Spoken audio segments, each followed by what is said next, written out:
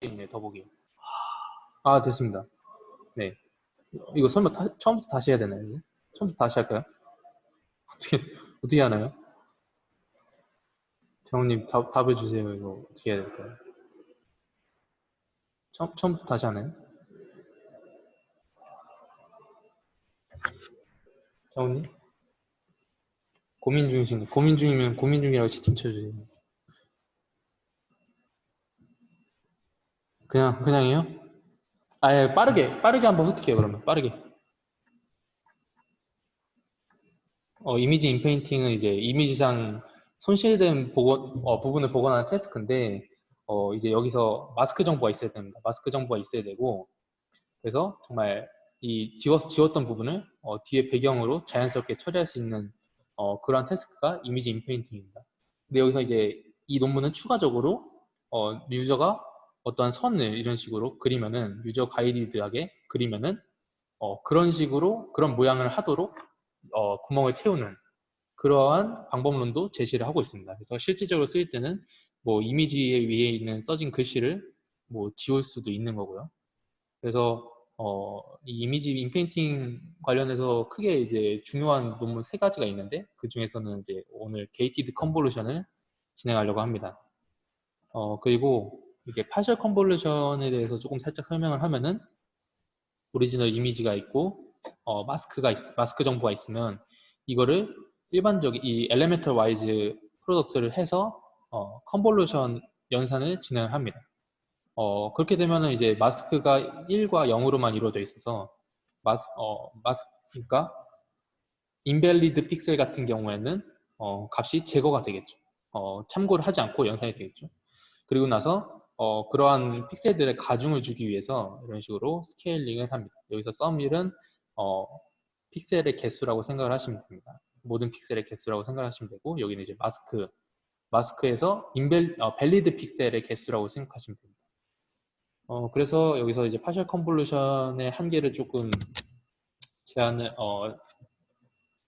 리미테이션을 이제 조금 말을 하면서 우리는 이거보다 더 잘났다 이렇게 얘기를 하고 있습니다. 그래서 밸리드인지 픽셀이 밸리드인지 인밸리드인지 경험적으로 이제 분류를 조금 진행을 하는데 여기서 보시면은 이런 식으로 원래 이미지가 있으면 이 이미지에 대해서 파셜 컨볼루션 연산을 진행했을 때 값이 채워진 부분들이 있거든요. 값이 채워진 부분들에 대해서 무조건 다 1로 매깁니다. 여기서 보시면은 마스크형이 많이 줄어들었죠. 보시면은 그렇기 때문에 이런 식으로 채워졌으면 1 이런 식으로 하기 때문에 뭔가 굉장히 불공평하다는 거죠. 왜냐하면 리세티브 필드를 봤을 때 밸리드 픽셀을 얼마나 포함하고 있을지 그거를 고려하지 않으니까 굉장히 불균형하다고 볼 수가 있는 거죠. 그 다음에 아까 말씀드렸다시피 유저 가이드드 이미지 인페인팅이 들어가 있다는 거고요. 그 다음에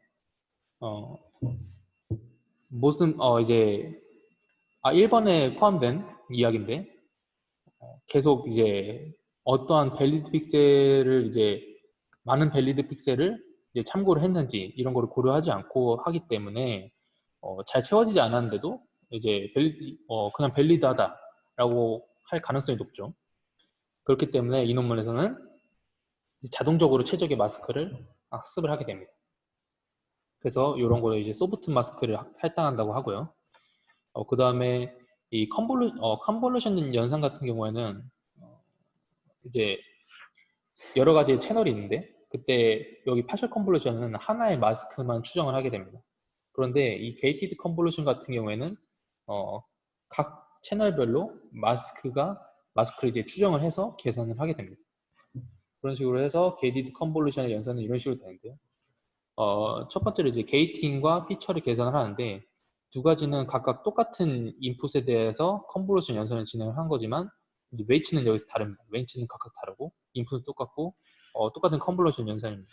그런 다음에 이제 피처에 대해서는 이제 여기서 이 P는 그 액티베이션 펑션인데 그래서 이 액티베이션 펑션은 뭐 리키 렐루나 렐루 이런 함수들이 될 수가 있습니다. 그래서 그러한 일반적으로 컨볼루션처럼 작동하는 그러한 이제 그러한 거고 피처는 그다음에 여기서 게이팅은 이제 시그모이드 함수를 통과를 함으로써 0과 1 사이로 이제 값을 프로젝션 시킵니다. 그렇기 때문에는 뭔가 확률처럼 작동을 해서 0과 1 사이의 값을 허용하는 소프트 마스크로 이제 연산이 되게 되는 거죠.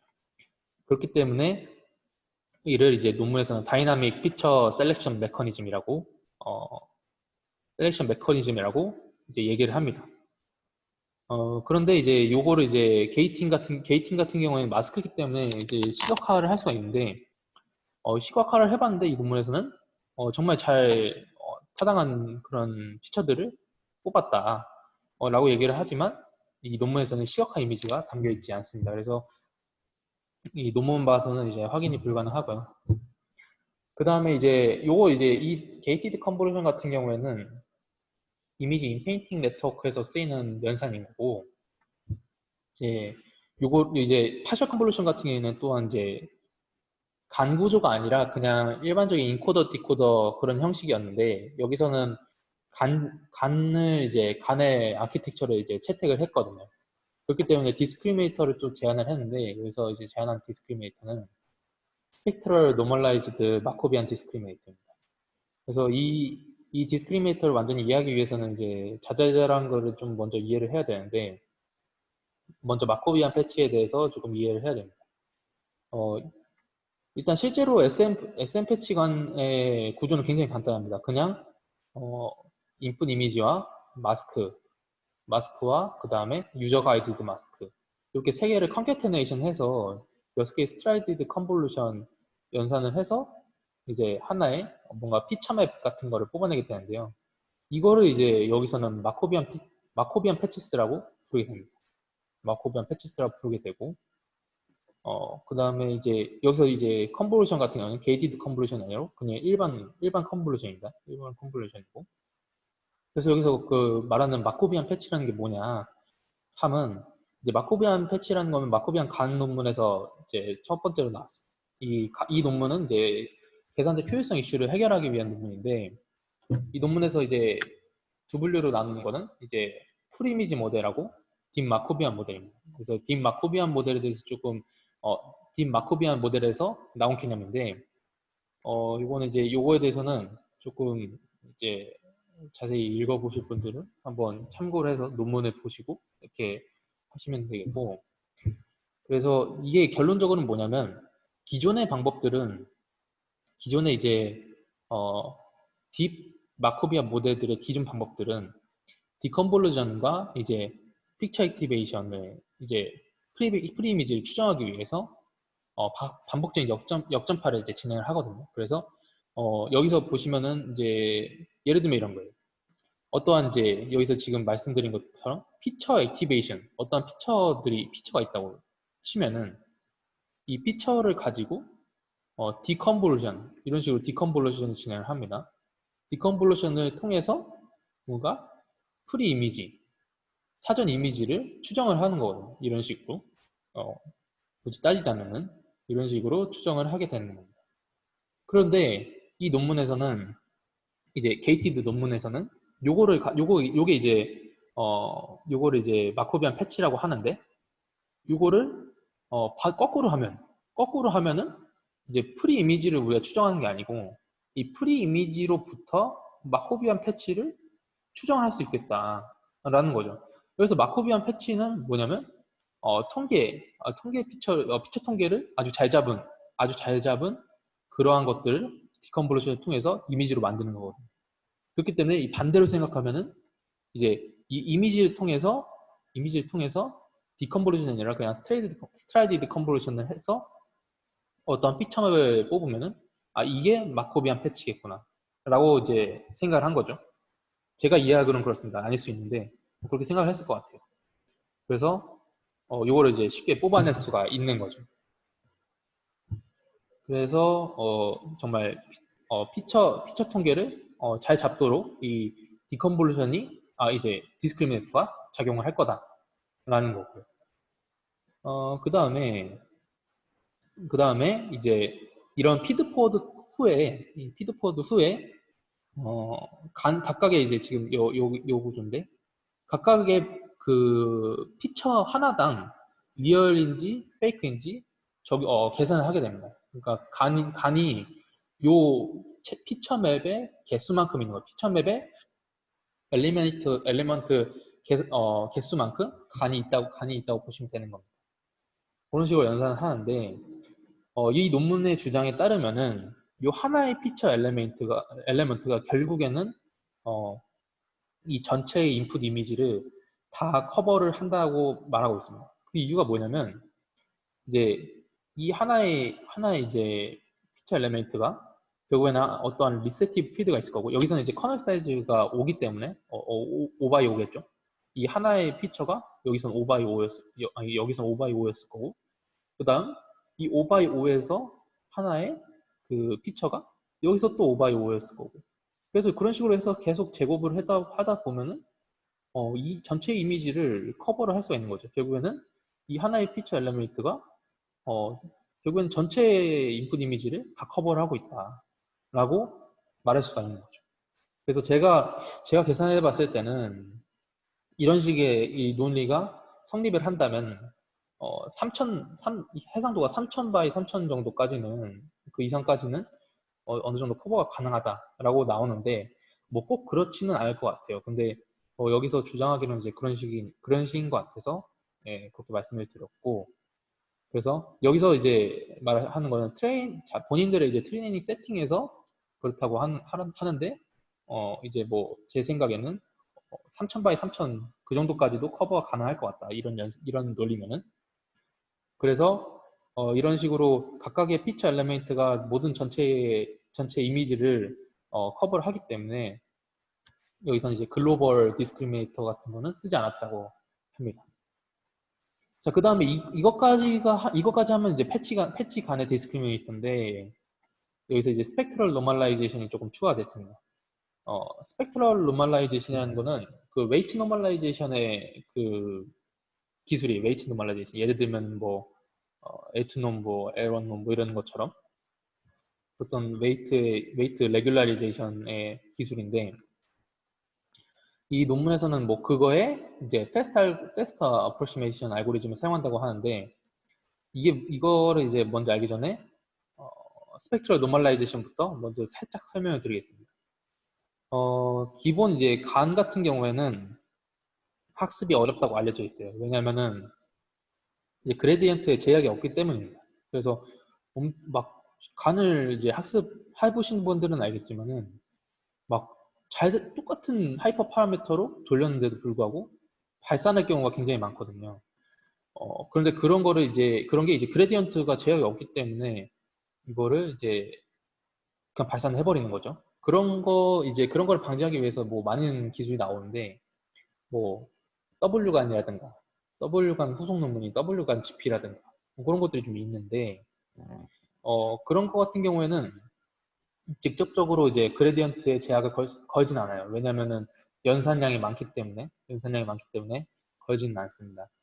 그런데 이제 여기서 얘기하는 거는 이제 그거를 이제 만약에 제대로 걸려면은 이 립시츠 컨스트레인트라는 걸로 해서 제대로 걸어야 되는데, 이제 여기서 M은 립시츠 컨스턴트입니다.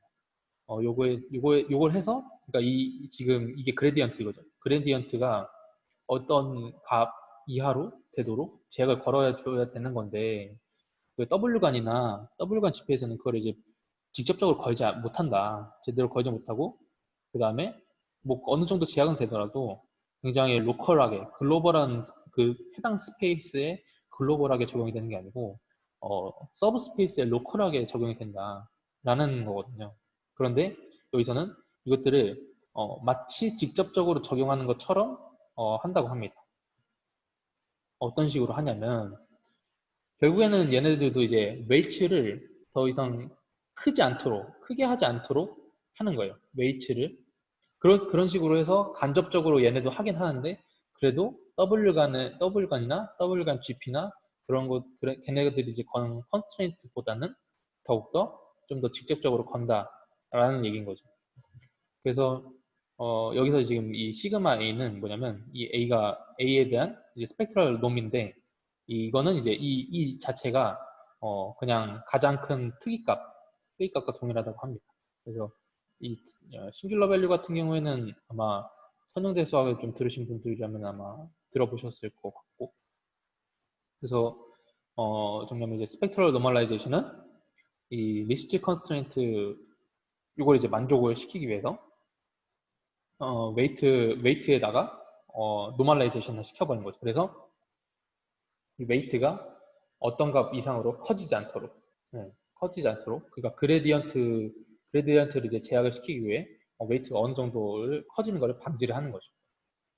그런데 이제 요거 이제 자세한 내용은 조금 아마 여기를 이 위에 이제 링크된 여기 에센 간을 보시는 게 나을 것 같습니다. 왜냐면은 요 논문 자체가 굉장히 복잡한 논문이기 때문에 저도 이제 잘 막 심도 깊게 이해할 수도 없지만 내용을 여기다 다 담을 수 없기 때문에 여기서 요거를 이제 보시는 걸 좀 추천드리고, 그다음에 이 Fast Approximation 알고리즘이라는 건 뭐냐면 요거 같은 경우는 이제 특이값을 계산을 할 때 특이값을 결국엔 계산을 해야 되는데 요게 이제 SVD로 계산을 해야 되잖아요. 그러니까 SVD는 이제 싱귤러 밸류 이제 디컴포지션 그걸로 알고 있는데 SVD를 이제 적용하면은 계산량이 매우 높아집니다. 그렇기 때문에 파워 이터레이션 메서드라는 걸 이용을 해서 그 좀 더 빠르게 계산을 하는 거죠. 그래서 조금 제가 이해하기로는 어떠한 특정 조건을 가정을 합니다. 근데 이 특정 조건이라는 게 뭐 강제로 맞추는 건 아니고 대부분 이럴 것이다 라는 조건을 이제 가정을 해서 이런 식으로 계산을 하는데, 이제 대략적인 이제 특이값 벡터들을 이제 두 개의 벡터를 구합니다. 두 개의 벡터를 구하고 그걸 가지고 이제 스펙트럴 노멀라이제이션을 추정하는 방식입니다. 대충 추정하는 거죠. 대충 추정해서 좀 더 속도를 높이는 그런 겁니다. 그래서 저도 이제 계속 공부를 하고 있기 때문에 좀 더 이게 심도 있게 제가 공부가 되면은 나중에 한번 다뤄볼 수 있도록 하겠습니다. 그래서 요거까지가 이제 이 SN 패치 칸을 이제 다 이해했다고 볼 수가 있는 겁니다. 그래서 요게 이제 마코비안 패치고, 그 다음에 각각의 이제 웨이츠들의 스펙트럴 노멀라이제이션이 적용이 된 게 SN 패치가 아니다 라는 겁니다. 그래서 구조는 굉장히 단순하죠. 예, 단순하고, 그 다음에 이제 힌지로스라는 거를 여러분들이 많이 들어보셨을 텐데, 힌지로스라는 거는 이제 아마 SVM 하시면은 많이 들어보셨을 거예요. 그래서 디시전 바운더리를 찾긴 찾는데 두 데이터 분포가 있으면 그 각각의 데이터 분포에서 두 데이터 분포에서 가장 먼 디시전 바운더리를 찾는 그러한 로스입니다.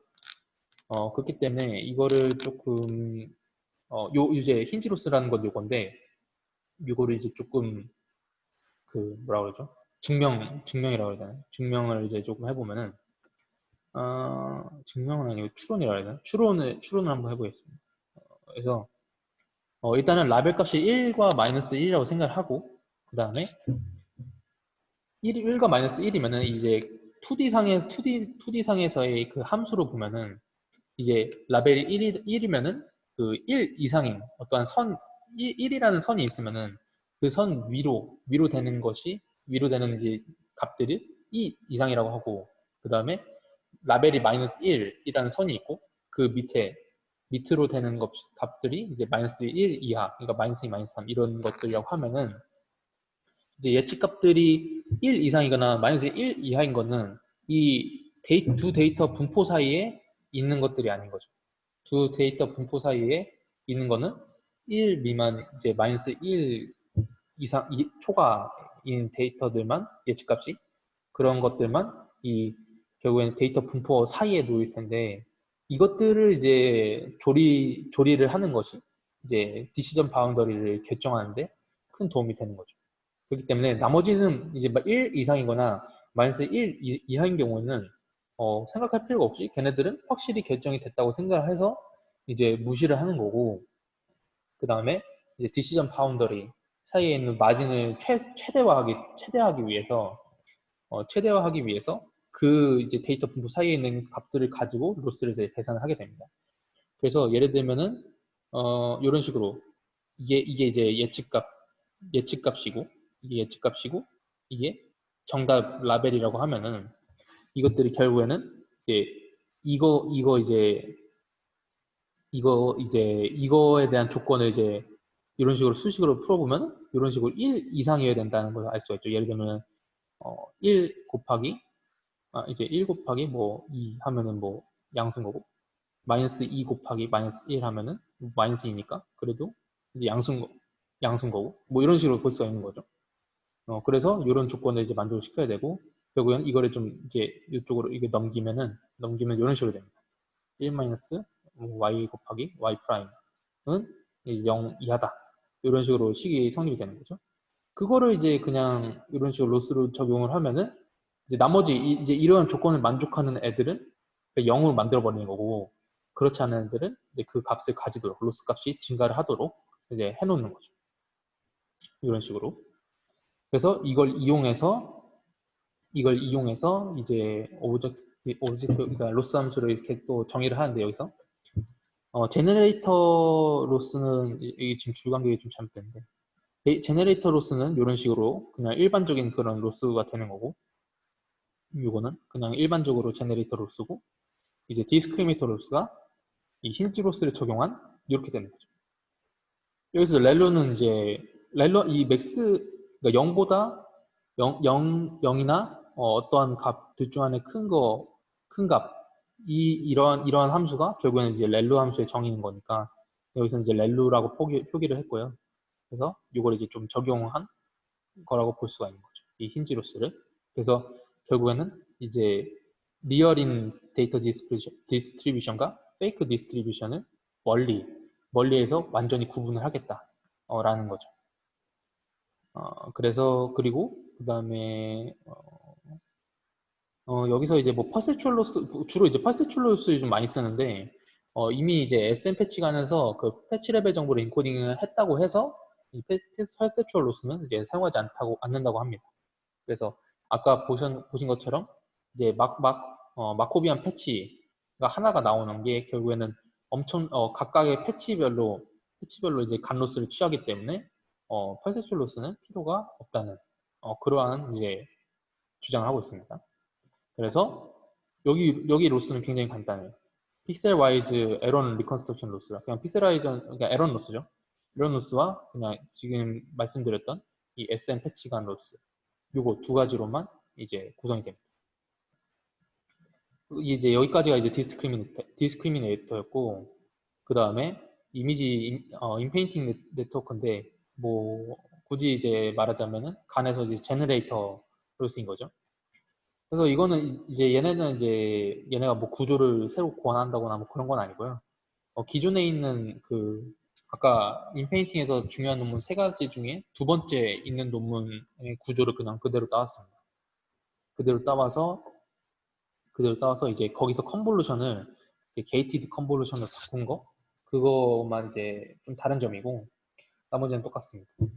그래서 나머지는 똑같아서 그냥 이제 콜스하게 먼저 한번 추정을 이렇게 하고 여기서 지금 아직 블러된 부분이 있죠. 콜스하게 한번 추정을 하고 그 다음에 리파인 네트워크를 통해서 완전한 결과를 내게 됩니다. 보시면 알겠지만은 당연히 풀리 커넥티드 레이어 뭐 이런 게 없기 때문에 당연히 미드 사이트에 제한이 없어서 뭐 이런 식으로 정방 행렬이 아닌 것도 들어가고요. 그런 식이고. 그래서 얘네는 근데 이 파셜 컨볼루션에서는 유넷 구조를 사용했고 얘네는 이제 콜스 파인 구조를 사용을 했는데 얘네가 말하기로는 유넷보다는 이게 낫다 뭐 이런 식으로 말을 하고 있는데 이 구조를 근데 후속 논문이 있습니다. 이 게이티드 컨볼루션을 사용한 후속 논문이 있는데 그거 같은 경우에는 우리는 유넷 구조가 성능이 훨씬 더 좋았다 라고 말을 하고 있어서 이거는 이제 아마 상황마다 다른 것 같아요.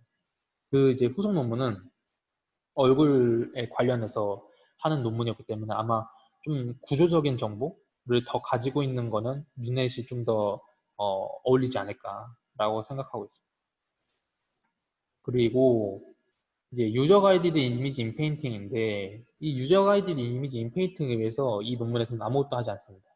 이게 무슨 말이냐면 얘네가 원래 이제 실험을 많이 해봤는데 이제 유저 가이디드 이거를 하기 위해서 뭐 라벨을 이런 식으로 뭐 깎아서 포토샵해서 뭐 이런 식으로도 줘봤고 뭐 여러 가지 좀 해봤는데 여기서 해본 결과 큰 차이 없다. 그냥 아무것도 안 하는 거랑 큰 차이가 없다. 라고 해서 그냥 유저 가이던스 이제 그 마스크는 추가적인 채널로서 컨캐트네이션 해서만 입력을 하게 됩니다. 그렇게 되면 실제로 이렇게 입력 그냥 학습이 된다고 해요. 그래서 굉장히 뭔가 좀 신기한데 이런 식으로 하면 한다고 합니다.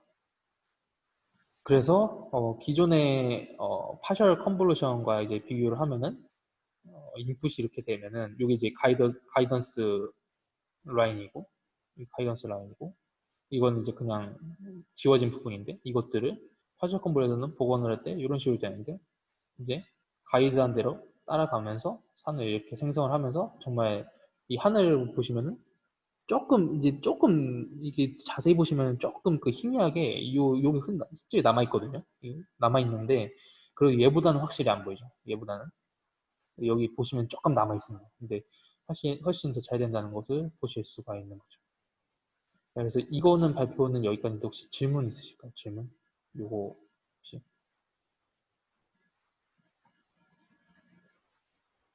질문 없으신가요? 아, 감사합니다.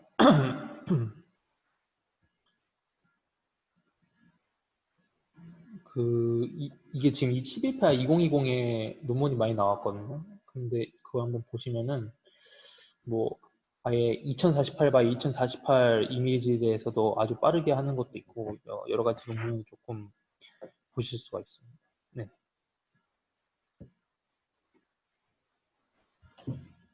질문이 없으시면 혹시 다음 주제로 빠르게 넘어가 볼까요? 어떻게 질문이 있으실까요?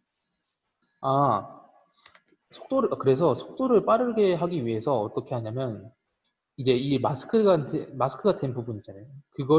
그것만 추론을 하는 거예요. 그것만 추론을 해서 갖다가 붙이는 형식으로 해서 속도를 빠르게 합니다. 그렇게 되면 이제 전체적으로 계산 안 해도 되니까 이거에 대해서만 빠르게 추론을 하는 거죠. 그러니까 정확히 말하면은 예를 들면 2048 by 2048 엄청나게 고해상도의 이미지가 있으면 그거를 512 by 512 이미지로 줄여요. 그러면 이제 마스크도 줄어들 텐데 그 마스크에 대해서 추론을 하고 그걸 이제 리스케일을 해요. 키우는 거죠, 다시. 그러면 뭔가 블러된 복원 이미지가 나올 텐데 그거를 가지고 다시 한번 그냥 리파인만 조금 하면은 이제 잘 된다는 거죠. 속도가 빠르게. 속도에서는 그렇게 했던 것 같습니다. 11대 20 논문 중에서. 네. 그러면 이제 질문 혹시 또 있으실까요?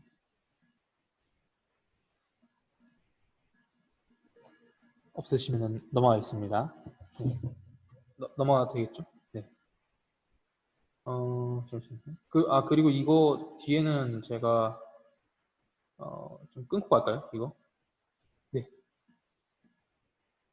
엠넷 구조. 엠넷 구조요? 엠넷 구조가 볼까요? 엠넷? 유넷 구조요? 유넷 구조? 아, 유넷 구조 말씀하신 것 같은데 아마. 유넷 말고요? 엠넷은 뭐예요?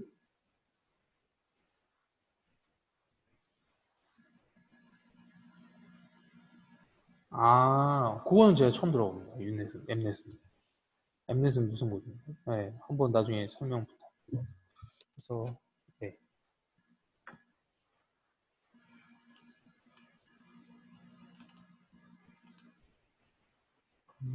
질문이 이제 없으실까요? 네. 로세이트 앤 렌더로 넘어가겠습니다. 잠시만요. 네.